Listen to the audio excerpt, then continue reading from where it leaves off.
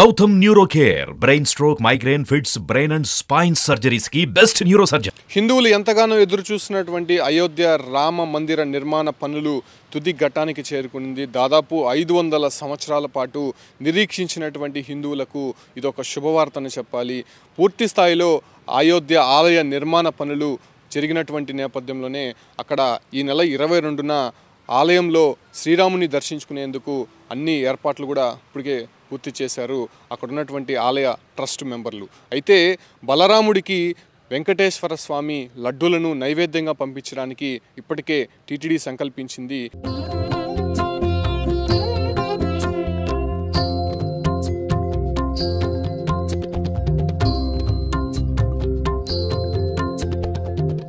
దానికి సంబంధించి కూడా స్వామివారి లడ్డూలకు సంబంధించి 25 గ్రాముల చొప్పున దాదాపు 1,00,000 లడ్డూలను అయోధ్యకు పంపించేందుకు సిద్ధం చేశారు. తిరుమలలోని సేవా సదన్లో ఒక 350 మంది సేవకులతో ఆ లడ్డూలను ప్యాక్ చేయించి ఈ ఒక వాహనాల్లో ఇవాళ పంపించేందుకు టీటీడీ సిద్ధం చేసింది. అయితే ఎప్పటి నుంచో ఎదురు చూస్తున్నటువంటి అయోధ్య ఆలయ నిర్మాణానికి సంబంధించి కోర్టులు కావచ్చు, ఇలాంటి అనేక మంది అక్కడ ఉన్నటువంటి హిందూ యేతరులు అడ్డుకుంటూ వస్తున్నటువంటి సందర్భం మనం చూసాం.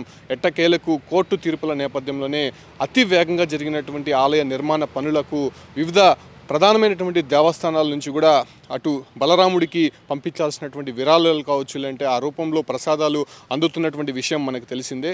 అయితే తిరుమల నుంచి శ్రీవారి ప్రసాదంగా ఇక్కడ నుంచి దాదాపు 1,00,000 లడ్డూలను అయోధ్యకి పంపించేందుకు సిద్ధం చేశారు.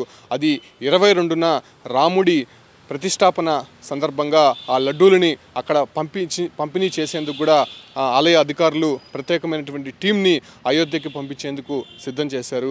దానికి సంబంధించి టీటీడీ భారీ ఏర్పాట్లయితే చేస్తోంది. ఇవాళ 2 ట్రక్కుల్లో ఆ ఒక లడ్డూలంతా కూడా అయోధ్యకి వెళ్ళనున్నాయి. అక్కడ 22వ తారీఖు నుంచి అక్కడకు అయోధ్యకి వచ్చేటువంటి ప్రముఖులకు కావచ్చు, లేదంటే అక్కడ వచ్చేటువంటి భక్తులకి అందించేందుకు టీటీడీ సిద్ధం చేసింది.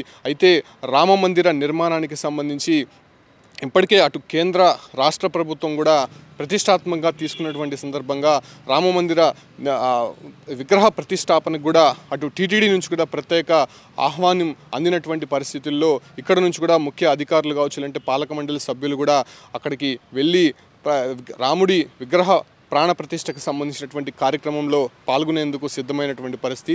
అదే సందర్భంగానే శ్రీవారి లడ్డూలను అక్కడ నైవేద్యంగా రాముడికి అందించేందుకు ఇక్కడ నుంచి తరలిస్తున్నటువంటి పరిస్థితి స్పష్టంగా కనిపిస్తోంది.